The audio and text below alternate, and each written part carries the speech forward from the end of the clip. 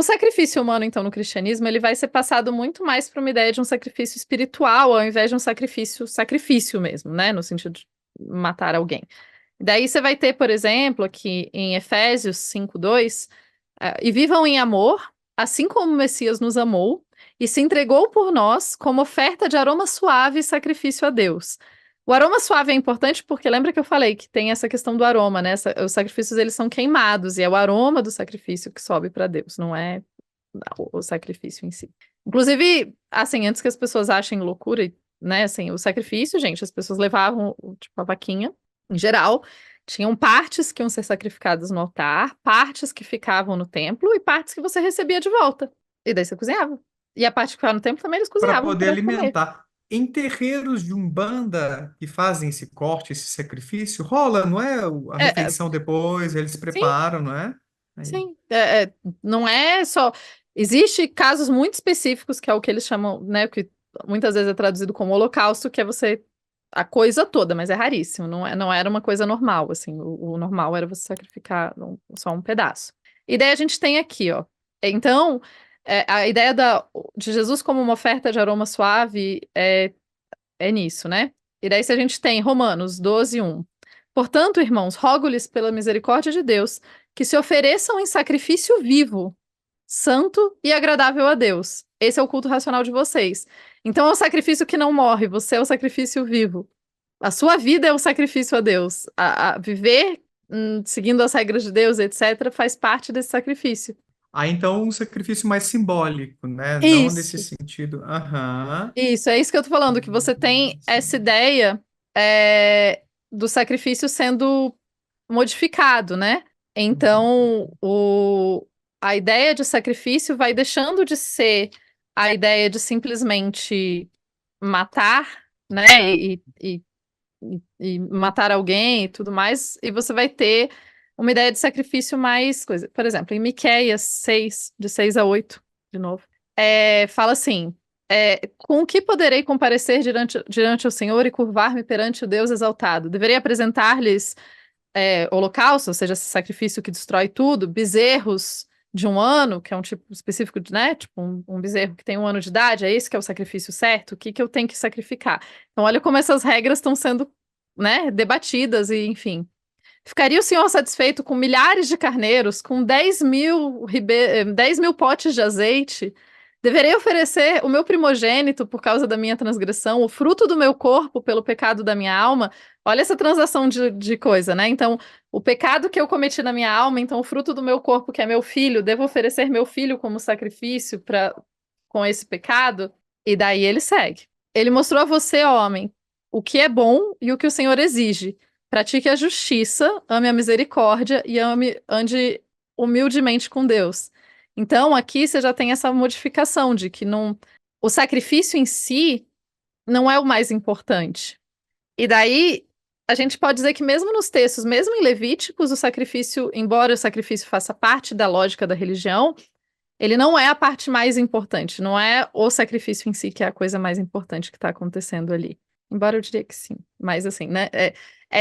Eu diria que essa é uma reinterpretação, mas a ideia, então, no cristianismo vai passar muito mais por essa ideia de que o sacrifício é a sua forma de amar e de agir conforme Deus e etc. Então você não precisa mais do sacrifício, não precisa fazer um sacrifício de bichos mesmo, ou de algo assim. Então, Hoje em dia, a gente poderia dizer que a gente encontra em algumas igrejas evangélicas, por exemplo, na teologia da prosperidade pregada em algumas dessas igrejas, em que você precisa dar um dinheiro que vai fazer falta, que vai doer no seu bolso, é um sacrifício. Seria essa simbolização, esse isso. sacrifício na contemporaneidade, é a gente vendo então essa evolução do que começou lá atrás e hoje isso está simbolizado no dinheiro, por exemplo. Dá para pensar Isso. assim? Isso, mas é daí que eles tiram essa lógica, a lógica do sacrifício, que tem que ser algo que você sofra. Mas nem sempre é o que o texto diz, né? Porque, de novo, são interpretações do texto, né? Então, assim, os textos não necessariamente é, não é necessariamente o que o texto está dizendo, assim, o texto está falando de amor, ele está falando de outras coisas, não necessariamente de dar o seu dinheiro mais suado ou a parte mais. Porque, de novo, o que muitas vezes algumas igrejas vão fazer é colocar uma lógica mercantilista no sacrifício. É, se você der o seu dinheiro, se você der em sacrifício a coisa mais preciosa para você, então você vai receber uma coisa em troca, tá vendo como é uma transação. E a lógica do texto não é a transação. A lógica do texto não é uma questão de transação. É por isso que eu falei dessa questão do sacrifício, que mesmo o sacrifício dos animais, ele não funcionava se ele não fosse feito da forma correta, ou seja, com o arrependimento, com o processo certo. Tem toda uma legalidade. O judaísmo gosta muito de legalidades. Tem todas, gosta das coisas muito certinhas. Uhum. Porque esse sacrifício financeiro que a gente vê em algumas igrejas parece até uma espécie de investimento.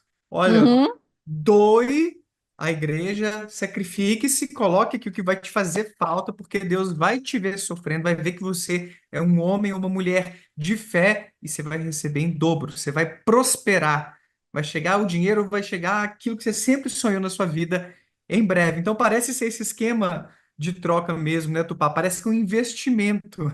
Invista, em é, Deus, traga seu dinheiro que a gente vai triplicar, pois quintuplicar, é. sei lá, esse seu investimento. Parece ter um pouco mesmo dessa promessa, né, nesse tipo de teologia. E daí foge um pouco da lógica que o Novo Testamento traz, né? Que o, Uhum. que o cristianismo traz nos textos, assim. Porque, por exemplo, em Oséias 13:14, né? Que ele fala assim é, que ele fala que diga a ele, todos os crimes devem ser perdoados, e ouça bem, né? Que você não deve oferecer, que você deve oferecer a sua fala ao invés de bois.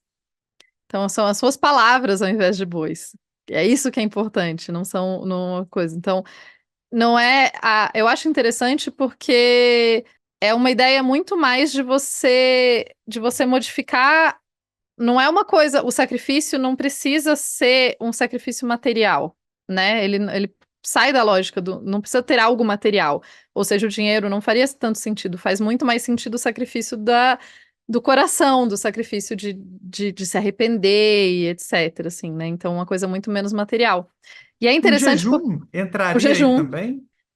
Mais ou menos, o jejum tem outras Mais ou menos? implicações, porque o Ah, jejum, ele tá. já era, o jejum funciona em outras lógicas dentro da religião. Mas Tá. assim, a ideia da quaresma tem a ver com isso, né? O jejum da quaresma tem a ver com isso, que é, né, você abrir mão de alguma coisa e tal. Tem a história engraçada minha, mas enfim, não sei se eu... É, Você que sabe, se quiser quando contar, eu, fica à quando eu vontade. fui tirar carteira, né, eu fui tirar carteira de motorista, eu decidi fazer uma promessa. Aham, Por que não fazer uma promessa para tirar carteira de motorista para aham. passar? Eu fiz uma promessa para São Cristóvão, que afinal é o santo o santo da carteira, né, Caminhoneiros? dos viajantes, dos Aham, motoristas e etc. E eu passei na minha prova de moto. Eu fiquei muito feliz. E daí eu saí da prova aham. e falei para minha mãe, agora eu preciso passar numa farmácia para poder cumprir minha promessa. E minha mãe me olhou e falou: "Quê? Como assim você precisa de uma farmácia para cumprir sua promessa?" Eu falei: "Não, eu prometi que se eu passasse no exame de coisa, eu passaria uma rena vermelha no cabelo." Aí minha mãe: "Que o santo quer que você passe rena vermelha no cabelo?" Eu falei: Que ele quer que eu não coma chocolate?" O que ele vai ganhar com você não comendo chocolate também, né? Nada. Daí eu falei, e claramente ele aceitou. Por quê? Porque eu passei na prova. Logo, eu vou cumprir minha promessa, porque eu prometi, então a gente tem que fazer as coisas certas. Ai, quando é assim, a rena você tava gostando também, né? Era um desejo seu, Era, eu aquele queria tipo pintar o de... cabelo. Aí. Mas é essa coisa, né? Tá vendo? É uma lógica de transação, e não era pra ser uma lógica de transação. Sim. E aí, bom ou não, aqui é o Daniel Gontijo. Espero que você tenha curtido esse corte. Clica aqui para ver a live completa lá no meu canal principal e para ver mais vídeos nessa pegada. Não deixa de se inscrever por lá e por aqui também. Um abraço, tchau.